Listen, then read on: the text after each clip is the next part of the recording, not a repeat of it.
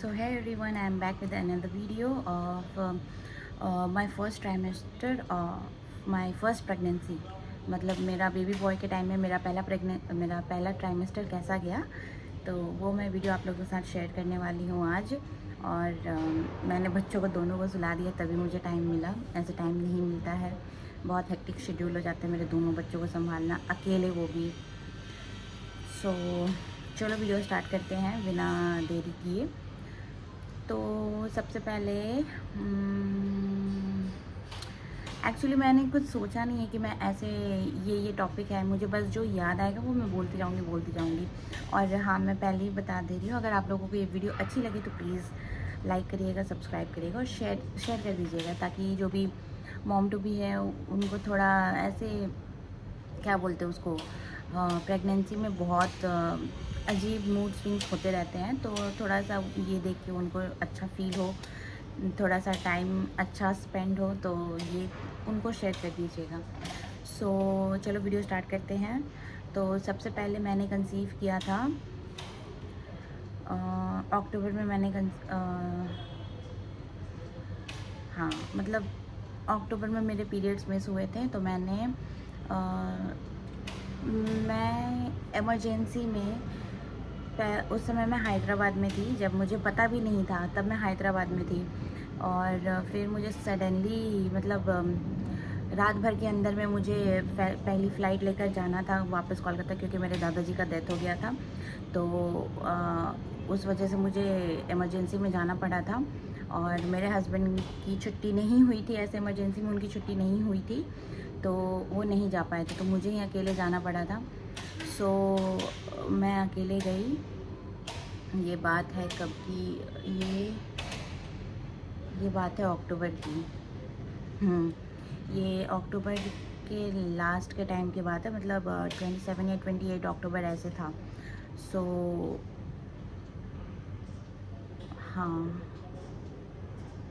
हाँ, मतलब मैं याद कर रही हूँ, बहुत टाइम हो गया ना, 3 साल होने वाले हैं, तो इसी वजह से। तो ये बात है 27 अक्टूबर की, जब मैं हैदराबाद से कोलकाता गई थी, तब की बात है। फिर वहाँ पर जाने के बाद सारा जो भी काम वगैरह वो सब हुआ तो हुआ, मुझे कुछ नहीं पता था, मेरे पीरियड्स भी मिस नहीं हुए थे, अभी ड्यू डेट बाकी थी पीरियड की। तो फिर 1-2 दिन के बाद मुझे ऐसे, मतलब 2 दिन के बाद मुझे ऐसे चक्कर सा आने लगा था। और दादाजी का जो भी क्रियाक्रम वगैरह जो भी होता है वो सारा हमारे गांव से, मतलब जो मेरा गांव है वो वहाँ से होना था, तो उसके लिए हमें गांव भी जाना था, तो वो 1-2 दिन के बाद ही जाना था। तो एक दिन दोपहर में मैं ऐसी रेस्ट कर रही थी कि बहुत इधर उधर भागा दौड़ी हो गया था, बहुत ज़्यादा रोना धोना हो गया था, तो मैं बहुत ज़्यादा टायर्ड फील कर रही थी, और ऐसा लग रहा था कि पूरा नींद ही आया जा रहा है, नींद नींद नींद, इतना थकावट। मैं मन में सोच रही थी कि इतना थकावट तो होना नॉर्मल नहीं है। तो फिर मुझे थोड़ा अजीब लगा, मैंने मम्मा को भी बोला कि मम्मा देखो ना, ऐसे ऐसे है, मुझे बहुत अजीब सा थकावट सा लग रहा है। तो क्योंकि मुझे डाउट हो रहा था, अभी तक मेरे पीरियड्स मिस नहीं हुए थे, मतलब अभी ड्यू डेट आना बाकी था, अभी ड्यू डेट आया नहीं था। मेरा ड्यू डेट था शायद 7 को था, मतलब 7 नवंबर को आना था, लेकिन अभी तक कुछ नहीं था। मैंने पहले ही मुझे फीलिंग आना स्टार्ट हो गई थी, क्योंकि 4-5 महीने पहले मेरा मिसकैरेज हुआ था, तो उस टाइम भी फीलिंग थी, वैसा कुछ था, तो मुझे हल्का सा ऐसा मतलब समझ में आ गया था कि हाँ, ऐसा कुछ हो सकता है। तो फिर नेक्स्ट डे मैं मॉर्निंग में किसी को बताई नहीं कि ऐसा कुछ बात है, मैं अपना खुद से जो भी किट वगैरह है वो सारा लेकर आई, और फिर मैंने टेस्ट किया, मैंने ऐसे नॉर्मल किया, मुझे कोई होप भी नहीं था कि ऐसा कुछ होगा, क्योंकि इस भागा दौड़ी के टाइम में अभी कुछ नहीं हो सकता। लेकिन फिर पॉजिटिव आया, तो बस ऐसा था। अब हम सोच रहे थे कि पहले मेरा मिसकैरेज हो चुका था, फिर ये सेकंड है, तो अभी ट्रैवलिंग, अभी गांव जाना है, तो ट्रैवलिंग कर सकते हैं नहीं कर सकते हैं, बाय ट्रेन ट्रैवलिंग कर सकते हैं, लेकिन क्योंकि हमारा पहले वाला हो चुका है मिसकैरेज एक, तो थोड़ा तो रिस्क है ना, तो इसी वजह से हम सोच रहे थे। फिर सब लोग बोला कि चलो जो होगा देखा जाएगा, अभी तो जाना ज़रूरी है, ना तुमको यहाँ पर अभी अकेले छोड़ सकते हैं, ना वापस तुमको भेज सकते हैं। तो इसी वजह से फिर हम अपना जैसे भी प्रिकॉशन हुआ, जैसे भी करके हम गए, पूरी फैमिली गई, पूरी फैमिली साथ में थी। तो ये ऐसे था, ऐसे मुझे पता चला था। और ये मैं 1 या 2 तारीख को, नहीं 2 तारीख को हमें निकलना था गांव के लिए, हमें 2 तारीख को निकलना था, और ये मुझे 1 तारीख को पता चला, क्योंकि मुझे वैसी फीलिंग आ गई थी, थोड़ा डिजीनेस टाइप की, और पूरा दिन सोते रहना, और बहुत बहुत मतलब एक्सट्रीम थकावट हो गया था मुझे। तो इस वजह से मुझे पहले से पता चल गया था, और फिर मैंने टेस्ट में चेक किया तो वो भी पॉजिटिव आया। तो ड्यू डेट का तो इंतज़ार करना ही नहीं था मुझे। फिर भी एक्चुअली पता है, मेरा जो पहला ट्राइमेस्टर था ना, बहुत ज़्यादा टेंशन वाला गया, तो बहुत ज़्यादा टेंशन था, मतलब बहुत प्रॉब्लम था, बहुत टेंशन था, क्योंकि मतलब जो हम मम्मी पापा के बाद जो हमारा जो जनरेशन है उसकी मैं पहली हूँ जिसका शादी हुआ, मतलब सबसे ज़्यादा बड़ी मैं ही हूँ। मेरे साथ के जो भी बच्चे थे या हैं, उसमें मैं ही सबसे ज़्यादा बड़ी हूँ। तो पहले मेरा शादी हुआ पहले, तो इसी वजह से सब ज़्यादा प्रिकॉशन भी ले रहे थे, और सब ज़्यादा खुश भी थे, और बहुत टेंशन भी होती थी। तो ये था। फिर गांव गए जैसे तैसे करके, तो गांव में भी किसी को कुछ नहीं पता। जो फिर वहाँ पर क्या हुआ, हाँ मुझे ब्लीडिंग तो नहीं, स्पॉटिंग जैसा होने लगा था। तो और उस टाइम कोविड का टाइम था। तो मतलब ऐसे जैसे कि वैक्सीन वगैरह आ चुके थे, लेकिन वो मिलना थोड़ा मुश्किल हो रहा था, तो बहुत ज़्यादा मारामारी हो रहा था वैक्सीन के लिए। तो वैक्सीन आ चुके थे, और उस टाइम कोविड का टाइम था, हमने वैक्सीन नहीं लिया था। हमारे घर में सिर्फ पापा को लगा था, क्योंकि पापा गवर्नमेंट एम्प्लॉय थे, तो इसी वजह से उनको लग चुका था ऑफिस में ही, या मतलब ऐसा कुछ था। तो ऐसा है, और हम में से किसी को लगा नहीं था वैक्सीन कोविड का, और कोविड का टाइम था, और हम ट्रेन से होके गए थे, क्योंकि जाना भी ज़रूरी है, क्योंकि जो भी सारा लास्ट रिचुअल्स हुआ दादा का हो रहा था, जैसे हमारे में 12-13 दिन का काम होता है ना, तो वो सारा हमारे गांव से ही होना था। तो हमें जाना भी ज़रूरी था, ऐसा हम कर भी नहीं सकते थे कि नहीं हम अभी नहीं करेंगे बाद में करेंगे, वैसा नहीं हो सकता था, तो जाना ज़रूरी था। जैसे तैसे करके हम पहुँचे। फिर ठंड की टाइम थी बहुत ज़्यादा, फिर मुझे स्पॉटिंग चालू हो गई थी, और वो स्पॉटिंग देख के मतलब वही दो हफ्ते हुए होंगे, और मेरी हालत इतनी ख़राब हो गई स्पॉटिंग देख देख के, मुझे कुछ समझ में नहीं आ रहा था कि अब मैं क्या करूँगी। मैं मतलब वो हुआ ना कि मैं हार मान गई थी कि अब हो गया, अब कुछ नहीं होने वाला है।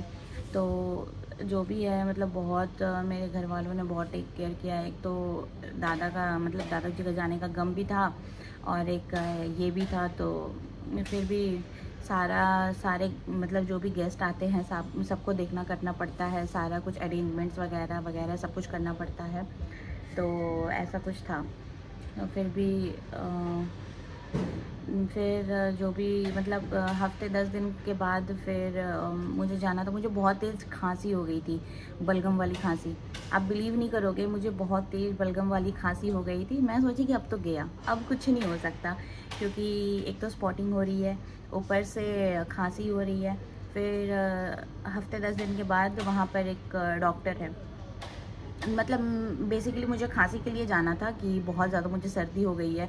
मैं लिटरली गर्म पानी वहाँ पे मतलब बड़े से पतीले में गर्म पानी, और पूरा ऐसे विक्स वगैरह बाम वाम सब ऐसे यहाँ सब लगा के मतलब स्टीम लेती थी, कि जो भी ब्लॉक है, नाक जो ब्लॉक है वो सारा थोड़ा रिलीफ मिले, ताकि मुझे उतना प्रॉब्लम नहीं हो।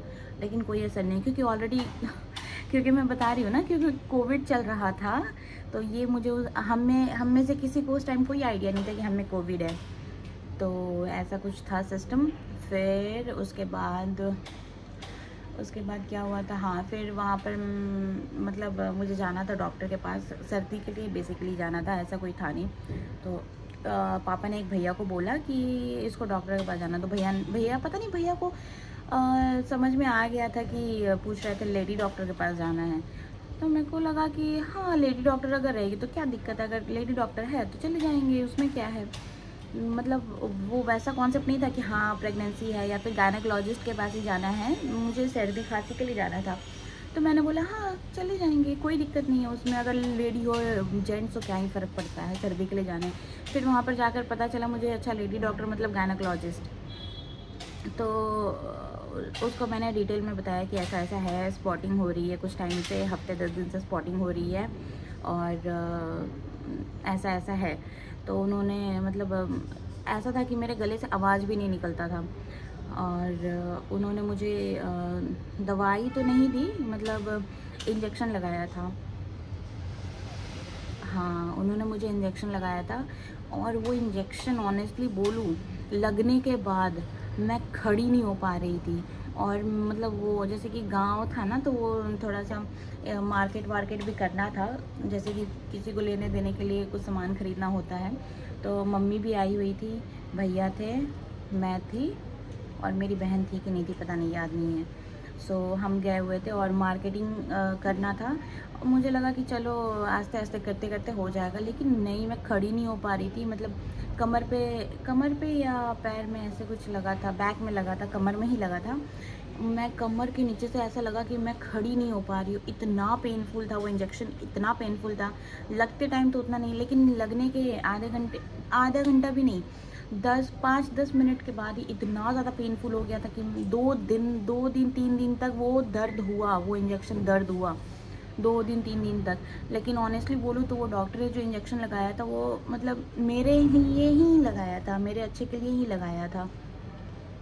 तो लेकिन फिर भी स्पॉटिंग थोड़ा दिन हुआ, फिर उसके बाद 10-12 दिन के बाद फिर मतलब जो हफ्ते 10 दिन तक मैं डॉक्टर के पास नहीं गई थी, 10 दिन के बाद मैं गई थी, तो उसके हफ्ते भर के बाद फिर स्पॉटिंग बंद हो गया था। नहीं, स्पॉटिंग चल रहा था, हाँ स्पॉटिंग चल रहा था। और गेस्ट भी आए हुए थे ना, मैं बस अपने रूम में पड़ी रहती थी। सब आते थे, बहुत लोगों को शक भी हो गया था कि पता नहीं इसका कुछ होगा, तो ऐसा कुछ था। लेकिन फिर भी मैं अपने रूम में पड़ी रहती थी। अब ना मैं ऐसे ज़्यादा ज़्यादा चल फिर सकती हूँ ना कुछ, ना मैं उस टाइम तक कोई अल्ट्रासाउंड कराई थी, ना मेरा कोई फॉलिक एसिड वाइटामिन चल रहा था, कुछ नहीं, कोई दवा नहीं चल रहा था। और ऊपर से सर्दी खांसी अलग मुझे परेशान किए था। फिर ये सारा कुछ हो गया, फिर हम जैसे तैसे करके वापस अपने घर आ गए। वहाँ पर हमने डॉक्टर को चेक कराया, तो डॉक्टर ने बोला कि हाँ उस समय जब हम वापस आए थे तो 9th या 10th वीक चल रहा था। तो हमें लगा कि नहीं रहेगा। मतलब मेरा वैसा मेंटालिटी हो गया था ना कि एक तो इतना सर्दी खांसी, बलगम वाली खांसी, मतलब कोरोना वाली, कोविड वाली, तो नहीं रहेगा, मेरा वैसा फीलिंग था। मैं बहुत ज़्यादा टेंस थी, बहुत ज़्यादा टेंस थी। मेरे साथ मेरी मम्मी भी है क्योंकि होता है ना कि पहले बच्चे का पहला बच्चा तो इसी वजह से बहुत ज़्यादा टेंस थी मम्मी। सो ऐसे हमारा गांव का मतलब 2-3 हफ्ते निकले। फिर उसके बाद हमारा 9th-10th वीक में मैंने पहला अल्ट्रासाउंड कराया था, तब तक हार्ट बीट भी आ चुकी थी। और फिर डॉक्टर को दिखाया, तो डॉक्टर ने बोला कि कोई टेंशन की बात नहीं है, स्पॉटिंग होता है, आप पूरा बेड रेस्ट करो, पूरा बेड रेस्ट। तो डॉक्टर ने स्ट्रिक्टली बोला था बेड रेस्ट को, तो मैं पूरा टाइम लेटे रहती थी। बेड रेस्ट करने में भाई साहब इतना गंदा लगता है, ना बैठ सकते ना बोल सकते ना बात कर सकते हैं, पूरा टाइम बेड रेस्ट बस। तो मतलब मेरे घर वालों ने बहुत मेरा साथ दिया। ऑफ कोर्स मेरी फैमिली है तो साथ तो देगी, और कोई ऑप्शन है ही नहीं। तो मेरी फैमिली ने मेरा बहुत साथ दिया। और मतलब जैसे कि पानी तक के लिए भी मैं अपनी बहन को बोलती थी कि बहन पानी ला दे प्लीज़, तो वो मेरे लिए लेके आती थी। थोड़ा चिड़चिड़ करती थी लेकिन लाती थी, वो हमारा भाई बहन में होता है चिड़चिड़ सो ये था। और मतलब वो दिन अभी सोच रही हूँ ना तो ऐसा लग रहा है कि वो दिन कितना, मतलब अभी सोच रही हूँ तो कितना आराम से निकल गया, लेकिन उस समय मेरा एक एक मिनट कितना मुश्किल था। फिर उसके बाद हमारी एनिवर्सरी आई, 1 दिसंबर में हमारी एनिवर्सरी थी। ऐसे करते करते 2-2.5 महीने निकल गए। फिर 3 महीने होने वाले थे। तो 1 दिसंबर को हमारी एनिवर्सरी थी, तो मेरे हस्बैंड आए थे, एनिवर्सरी वाले दिन ही आए थे। तो ऐसा था। तो तभी तक हो रही थी स्पॉटिंग, और तब तक मुझे वीकली 3 महीने तक मुझे वीकली 2 इंजेक्शन लगते थे। लेकिन वो इंजेक्शन पेनफुल नहीं होते थे, लेकिन जो मेरे गांव में जो डॉक्टर ने लगाया था इंजेक्शन, वो बहुत पेनफुल था। लेकिन जो ये इंजेक्शन, जो ये डॉक्टर जिन्होंने इंजेक्शन लिखा था, ये पेनफुल नहीं थे। तो मुझे वीकली 2 इंजेक्शन लगते थे, क्योंकि मेरा ऑलरेडी एक हिस्ट्री रह चुका है मिसकैरेज का, और दोबारा से भी स्पॉटिंग वगैरह चालू हो गई है। तो इसी वजह से मतलब ये, ताकि प्रेगनेंसी को सपोर्ट करके रखे, तो ये 3 महीने तक मतलब 12 वीक्स 14 वीक्स तक 12-13 वीक्स तक लगे हैं मुझे वीकली 2 इंजेक्शन। तो मैं बार बार तो जा नहीं सकती थी, तो इसीलिए मैं घर पे ही कंपाउंडर वगैरह को बुलाकर इंजेक्शन लगवा लेती थी। और ऐसे करते करते मेरा 3 महीना गया। फिर उसके बाद तो बस यही था मेरा फर्स्ट ट्राइमेस्टर, 3 महीने का मेरा फर्स्ट ट्राइमेस्टर का जर्नी। और ये 3 महीने में मुझे इतने मूड स्विंग्स, इतने अप एंड डाउन्स आए हैं। वॉमिटिंग वगैरह की कोई प्रॉब्लम नहीं थी मुझे बिल्कुल भी प्रॉब्लम नहीं थी वॉमिटिंग वगैरह की। तो बस मतलब हमारा एनिवर्सरी गया, तो हम कहीं सेलिब्रेशन करने के लिए भी नहीं जा सकते थे, कुछ नहीं। हाँ, तो कैसे पता कि हमें कोविड हुआ था? मेरी बहन को स्कूल में कुछ एडमिशन वगैरह कराना था, मतलब तो उस समय कुछ लगता था, पता नहीं ऐसा कुछ लगता था कि हाँ मतलब टेस्ट कराना होता था या वैक्सीन लेना होता था। मुझे अभी एग्जैक्ट याद नहीं है, मतलब जो भी हो, तो उसका टेस्ट हुआ था पहले, तो उसको कोरोना पॉजिटिव आया। फिर मैं समझी कि अच्छा, मेरी खांसी सर्दी क्यों नहीं जा रही थी, तो ये रीज़न था।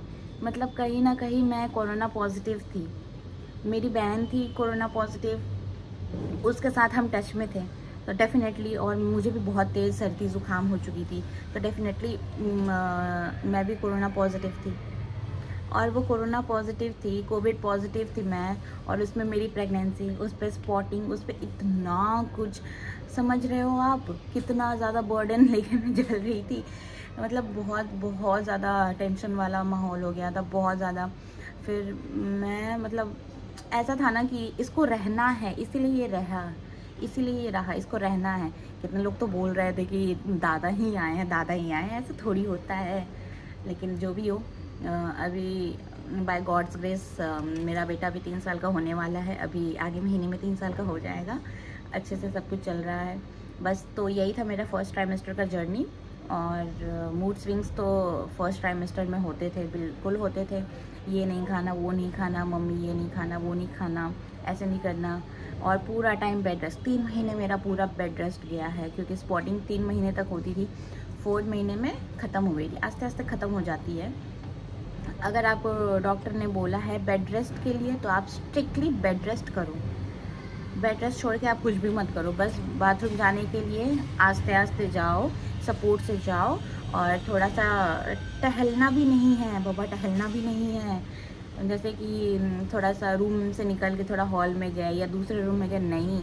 मेरे पास मेरे घर वाले खुद ही आ जाते थे कि हाँ चलो इसी के रूम में चलते हैं, इसी से बात करते, ये अकेले बोर हो जाती होगी।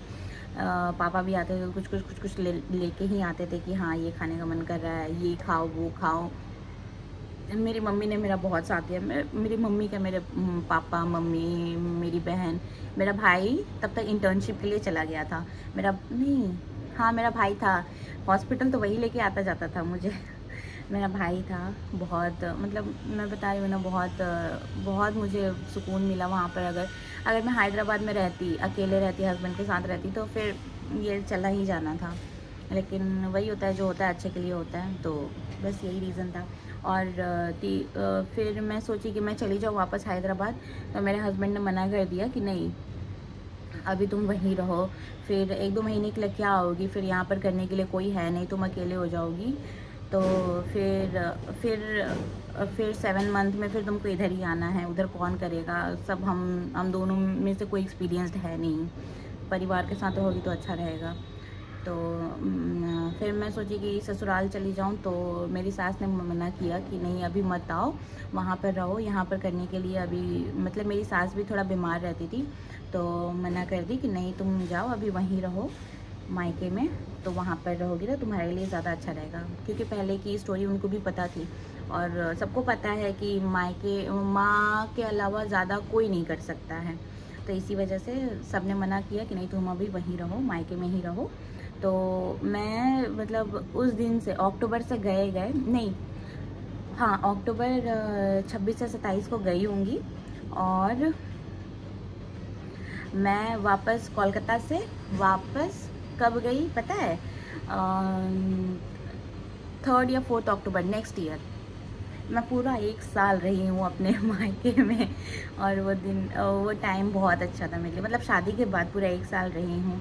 ऐसा लकीली ऐसा किसी को मिलता नहीं है, लेकिन मुझे मिला रहने को, मुझे बहुत अच्छा लगा। सो ये था मेरा first trimester journey baby boy के टाइम का, और इसका सेकेंड ट्राइमेस्टर भी मैं जल्दी लाऊंगी। सेकेंड ट्राइमेस्टर में भी बहुत अप्स एंड डाउन्स हुए थे, ब्लीडिंग स्पॉटिंग तो ये सारे रुक गए थे, लेकिन और भी बहुत सारे प्रॉब्लम थे, तो ये मैं आप लोगों को नेक्स्ट वीडियो में बताऊंगी। तब तक के लिए चैनल को लाइक कर देना, सपोर्ट करना गाइस। मैं मतलब जितना हो पाता है मैं अपने तरफ से पूरा कोशिश करती हूँ कि आप लोग को हेल्पफुल वीडियोस शेयर करूँ, अपना स्टोरी, अपना जर्नी प्रेगनेंसी का शेयर करूँ, क्योंकि मैं बॉय के टाइम का भी एक्सपीरियंस कर चुकी हूँ और गर्ल के टाइम का भी एक्सपीरियंस कर चुकी हूँ। तो मैं आस्ते आस्ते करके आप लोगों के साथ सारा कुछ शेयर करूँगी, और अगर आपको देखना है तो प्लीज़ मेरे चैनल को सब्सक्राइब करिए।